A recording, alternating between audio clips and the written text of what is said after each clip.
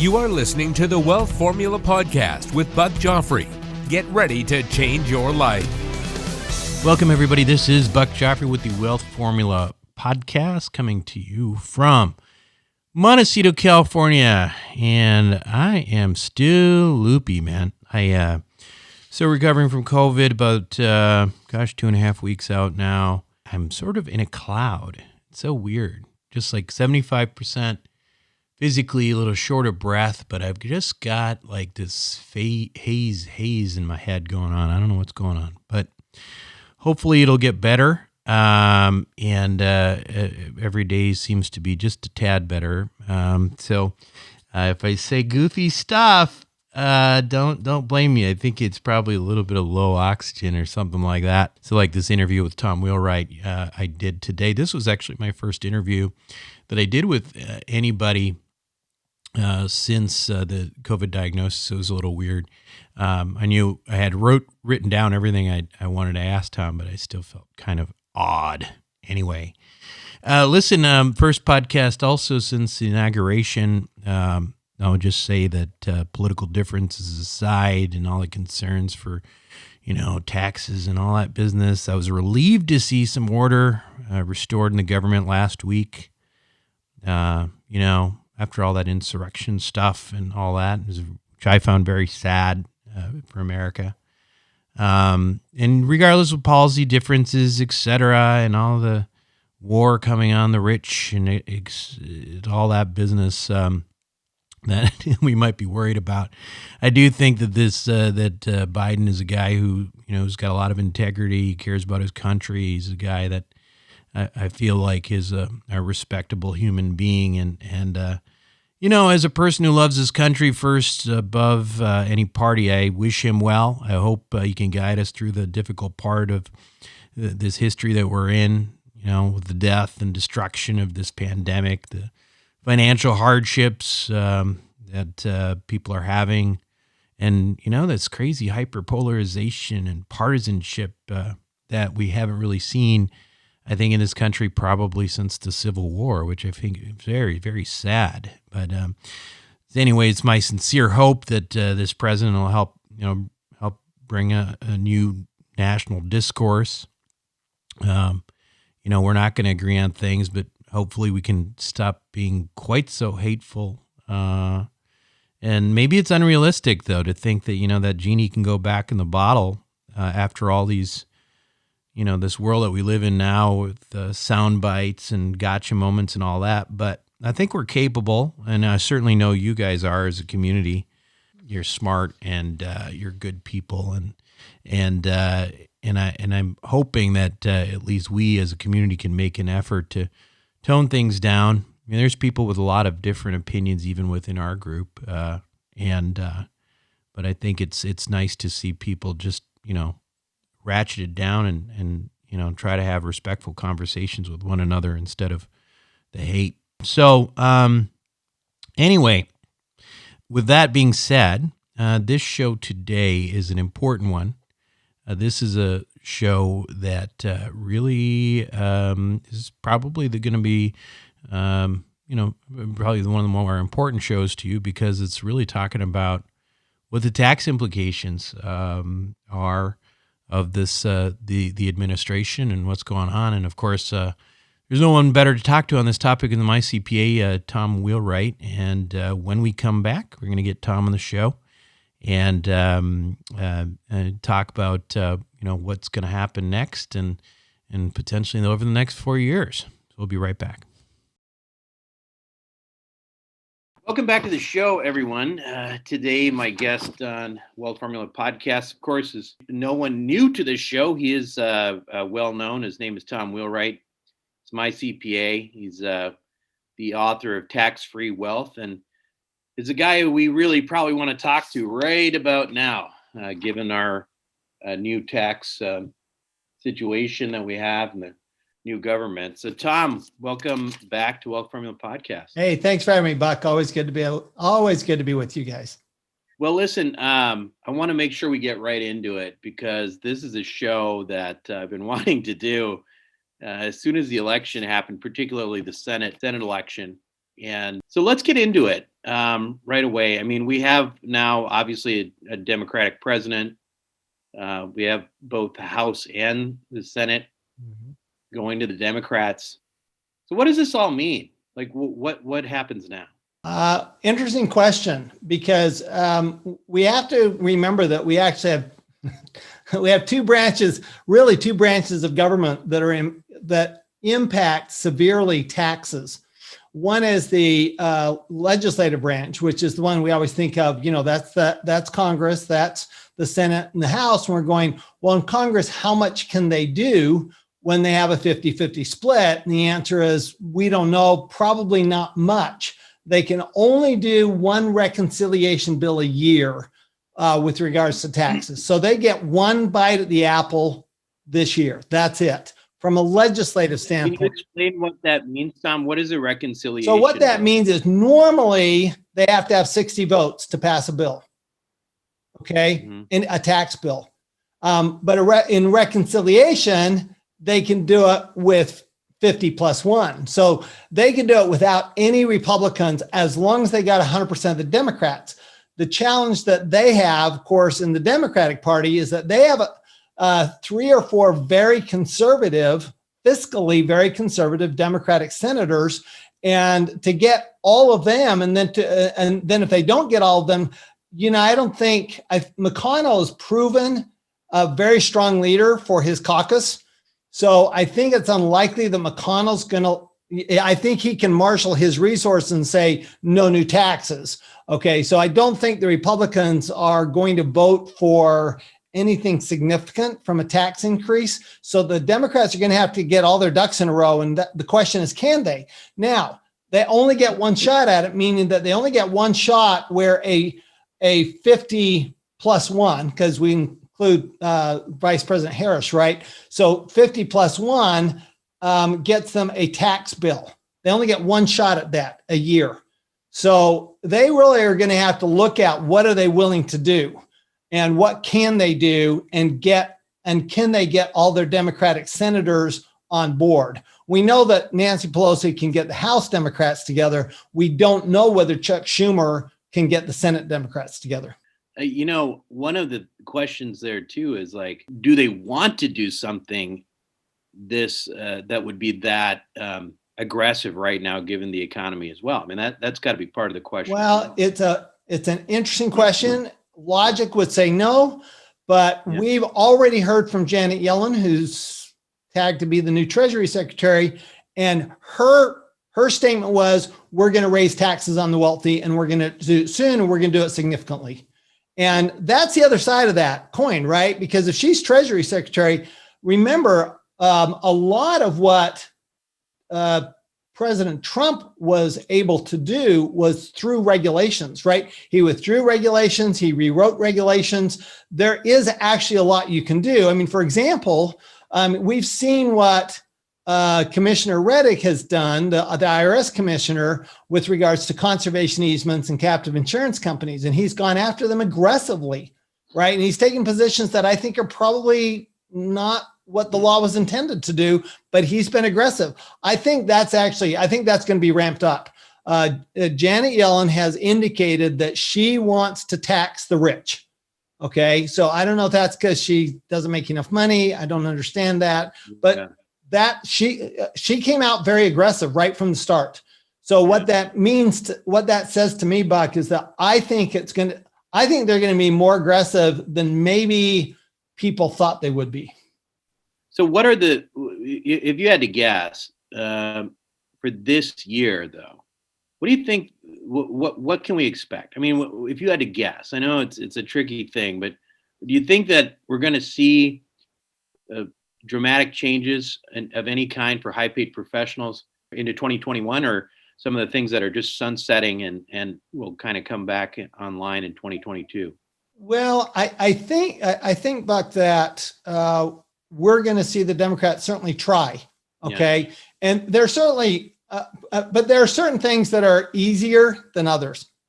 One of the things that I think would be easy for them is to raise the top rate back to 39.6%. That's actually a hard one to argue against, frankly, from a policy perspective. Is it going to hurt the economy? Probably not. Okay. Is it largely symbolic? Yes, but that's one of the things they want to do, right? Is a symbolic increase. We're taxing more of the rich. We're not taxing over what they won't do. So this is key. George H.W. Bush lost his reelection bid with the words, read my lips, no new taxes. And then he went ahead and signed a tax increase. Joe Biden has said, read my lips, no increase in taxes over 400,000. Okay. So I think we can be comfortable that there are not going to be any, at least overt, attempts to tax people who are making less than $400,000 a year in taxable income would be my guess. Okay. So that's something probably not going to, we're probably pretty safe there. I think that the raising the top rate is perhaps likely, in my opinion, is more likely than most things. Interestingly enough, what I think is going to be back on the table is, and you'll be happy about this in California, Buck, is the deduction for state income taxes. The Democrats have been pushing hard on that. Pelosi has pushed on that. Of course, Schumer's from the East Coast, Pelosi's from the West Coast. They want that tax deduction back. So we may see some kind of a bill that increases taxes on the rich one place, but then gives back the state tax deduction. Well, I would be happy about that one personally, since I see paying more state taxes than federal these days. But, I do want to spend, it's a little specific, but, it's such a major part of our investor group strategy, the concept of bonus depreciation. Tom, you've been advocating for years now, especially since the Trump laws have changed, and we've been using it. Your clients have been using it. We've been using it to the best we can in real estate, in combination with cost segregation analysis and bonus depreciation. Can you, maybe if you could you talk a little bit about what you think is going to happen there? Obviously, that has been a huge benefit to many real estate investors. Maybe if you could start with sort of the context of what it used to be. Because it's not that bonus depreciation never existed. It was just something different than it was. It became something different, and perhaps it'll go back to what it was. Well, we've had bonus depreciation for many, many years on new equipment. Okay. It was never unused, right? We actually used Section 179 for used equipment, and then bonus depreciation applied only to new. And then we also had, it's been up and down from 50% to 100%, right, on new equipment. But by the way, we're one of the few countries in the world that hasn't always allowed 100% deduction for equipment, new equipment. Okay, that's very common throughout the world, a deduction for new equipment. What we're unique in is allowing a bonus depreciation for used real estate.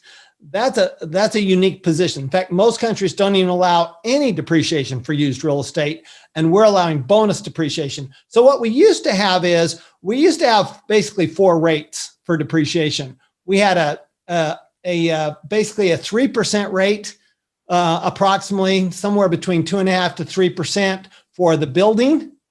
We had a 0% rate, of course, for the land. We had a 5 to 10% rate for the land improvements, like landscaping and driveways and so forth. And then we had a 20% rate for the contents of the building, like ceiling fans and, washer, dryer, that kind of stuff. So that's historical. So I've always been a fan of cost segregation. As you know, that's never going away, right? We're always going to be able to do that, I think. I do think that they're going to be hard pressed to remove bonus depreciation for real estate without severe impact on the market. Think about it right now. We've got so much pressure on landlords because of the eviction restrictions, right? Mm-hmm. And if they were to then say, well, you don't get bonus depreciation, who's I think that would be devastating to the economy. I think that would be devastating. So I know Biden's talked about it. So we'll see if they're aggressive. I'm not sure that they'll be able to get their 50+1 votes on that one. Yeah, and so in that regard, we may have the rest of the year, because that one naturally that expires at the end of this year anyway, doesn't it? No. What happens is at the end of 2022. So we have 2 years. Oh, okay. The end of 22, it starts decreasing every year. Okay. So we go back to where it was at 2025, but it's actually around for quite some time now still. Let me ask you a logistical question here that I feel like it's come up a number of times, because, at any point, any of these reconciliations or, new laws can be, taken up into Congress. And at what point do they count? In other words, say, for example, we have a real estate opportunity and we close on it in the next 60 days. And do we, the law still says we can take bonus depreciation. Is there a reason to think that we wouldn't be able to take the bonus depreciation in 21 because of a law change, 2 months later? So that's a great question. What we're looking at is the effective date. What's the effective date of the law? Right. So what we normally see is we don't normally see an effective date prior to when the legislation was first proposed. Okay. So it hasn't been proposed yet, right? Yeah. Let me give you an example. So in 2017, right, we got that bill at the end of 2017, December of 2017. But remember, the bonus depreciation was retroactive to September 27th of 2017. Why September 27th? Because that's the day they announced they were looking at this new law. Okay. It's really bad tax policy to take it back to the beginning of the year. Biden and the Democrats, President Biden and the Democrats are very much after taxing the rich. Sure. This is a big policy for them. And if they see bonus depreciation in real estate as a way to tax the rich, which they may, okay, then they might try to make it retroactive to the beginning of the year. I don't think they can get the 50+1 votes. I think that would be really tough to think that they could. And to get people in Congress to vote to make it retroactive, it's such horrible tax policy. I'd be very surprised to see that happen. Yeah. So at least for now, I think if you're, just trying to plan your way through this year, it would seem to me that the smart thing would be to try to weigh as much early on as possible. I mean, just as a strategy, trying to, if you're sort of a betting person, try to get your bonus depreciation. You make a good point, Buck, because normally, like last year, we're going, does it matter if I invest from a tax standpoint? Does it matter if I invest in January? Do I need to invest in January? Can I wait till December? And the answer is, well, with bonus depreciation, it doesn't matter. Yeah. So we could absolutely wait and see what happens. But right now, you're absolutely right that, investments that are done in January are unlikely to be pulled back if there is legislation undoing bonus depreciation. You make a really good point. Yeah, and that's probably something that people ought to be thinking about. I certainly am. And we got to start thinking about trying to weight heavily, if we're going to invest anyway. Just know that you have a better chance of some savings if we do it early. What do you think? There's obviously some things that have always been controversial for years. Some of the conservation easement type things, and obviously various types of self-insurance. Do you think that these things at some point, what do you think happens to some of the, you take something like easements, and I know it's not something that we talk about too much, but you look at something like that, there has been such this like, a question of, it's not illegal, it's hated by the IRS, but now there's an element of it that also involves conservation, which is something that the Democrats seem to be into. How do you see some of these things playing out? I mean, at the very least, do you think we get some definitions and some true, some true guidelines as opposed to just guessing, what the risk is? Well, I think what we could see is, again, regulations that would limit how they're used. Okay. I don't think the law is going to change because, like you say, that both the Democrats and the Republicans like conservation easements. Right. They both like them because from the Democrats, it's a conservation. From Republicans, it's okay. This is a charitable contribution. This is there's economic benefits here. So they both like them. And the challenge, of course, is that there has been abuse. There's no question there's been abuse, sure, right? Sure. I mean, I've seen like 20-to-1 valuations, 25-to-1 valuations. They're going, these are ridiculous valuations. Unfortunately, the place they really should be dealt with is in the courts, right? They shouldn't be dealt with by the IRS, and they shouldn't be dealt with by Congress, really. They should probably be dealt with in the courts as to just the valuation side of it. I think, though, that what we're more likely to see than legislation in the conservation easement area is we're more likely to see restrictions from a regulatory standpoint. That's when, again, where Janet Yellen could say, look, we're going to write regulations. We're going to let those regulations go to court. Maybe in the meantime, Congress will pass something, but we're going to do what we can do to restrict them from a regulatory standpoint. And I think from the captive insurance, the self-insurance has the same issues because remember, the origination of captive insurance is for farmers, right? Yeah. Farmers and ranchers, because they have so much risk that they cannot otherwise insure. And it's interestingly because it was Senator Grassley who's been going after conservation easements and captives, and yet he's the one that got them in the law in the first place. Yeah. So it's a little, it's a little difficult to understand where they're going. I think, though, again, what they're trying to do is to prevent abuse. And I think that again will come through regulation. Well, what's interesting too I'll say on the captive insurance side is even though we have a Democratic president and Congress now, we actually have a conservative Supreme Court, and there's some cases that are involved in the Supreme Court specifically with captive insurance, isn't there?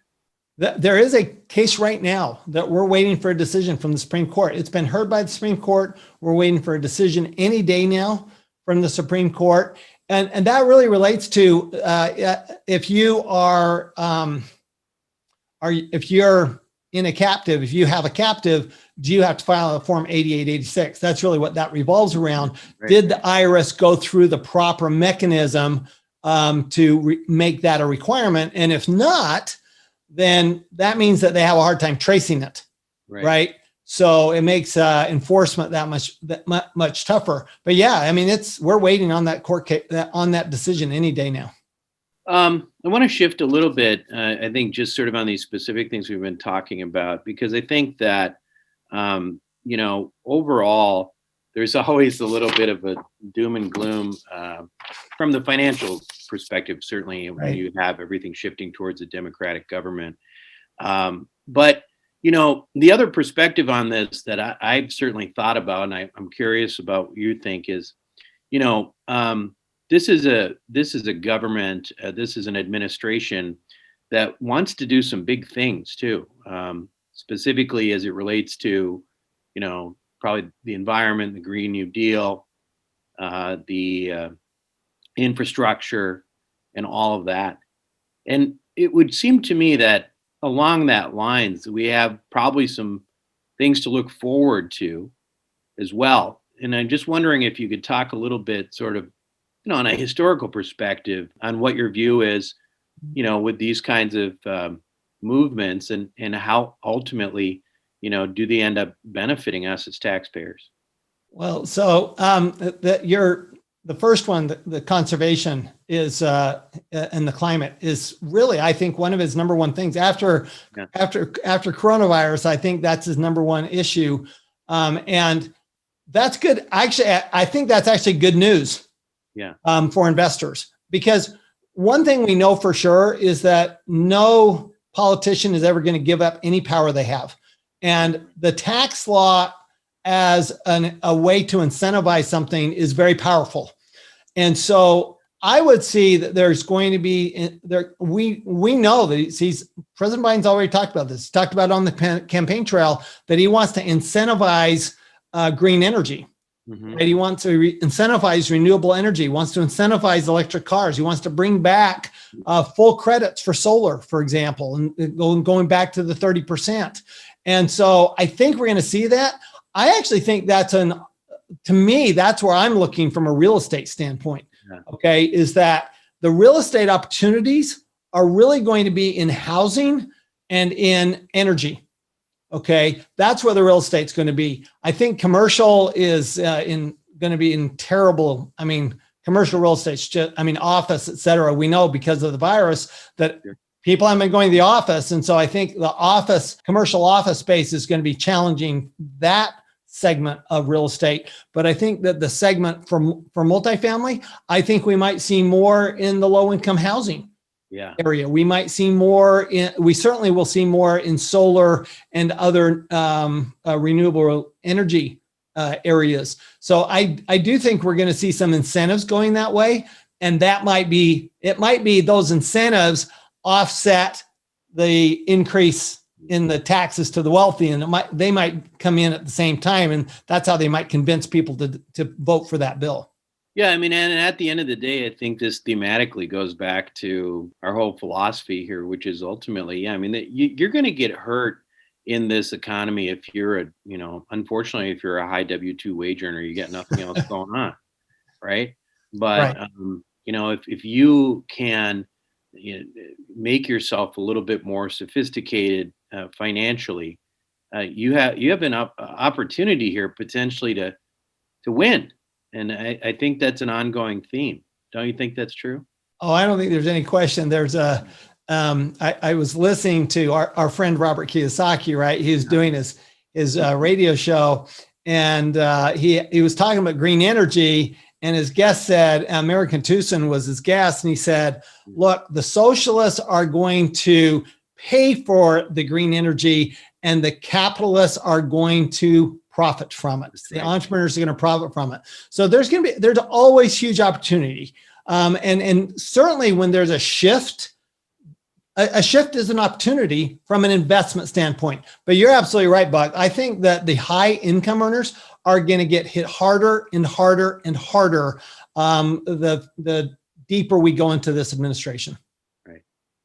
Tom, I want to thank you again for being on Wealth Formula Podcast. I think, overall, I don't think it's the end of the world. I think we're going to be fine. But I do appreciate your perspective and obviously love having you on all the time. So. Oh, I appreciate that. Hey, can I mention one other thing that came out in this last stimulus bill? Oh, of course. May not have paid attention to? Yes, please. We now, for the next 2 years, have 100% deduction for meals, for business meals. So isn't that right? This is another example, Buck, where if you're an employee, you get hammered. And if you're a business owner, you reap the rewards. No employee can ever deduct their meals. But a business owner now, instead of just deducting 50%, even carryout, Buck, gets to be deducted at 100% as long as you have the business purpose and meet all the other tests. So again, another reason to be a business owner, be an investor, and one more deduction that's been given to us for the next 2 years. Well, I'll drink to that. And just one reminder too for everybody. Of course, Tom has everybody needs good CPA help, and I highly recommend you go to check out Tom's network. It's Wealthability and wealthability.com, right, Tom? That's right. Thanks so much, Buck, and really appreciate all your support over the years, because I know that you're most interested in helping your listeners and your investors build wealth, and you do a great job of that. Absolutely. And a big part of that is all about, planning on keeping your money. It's not just what you make. So anyway, Tom, again, thanks again for being on Wealth Formula Podcast, and we'll see you next time. Thanks very much, Buck.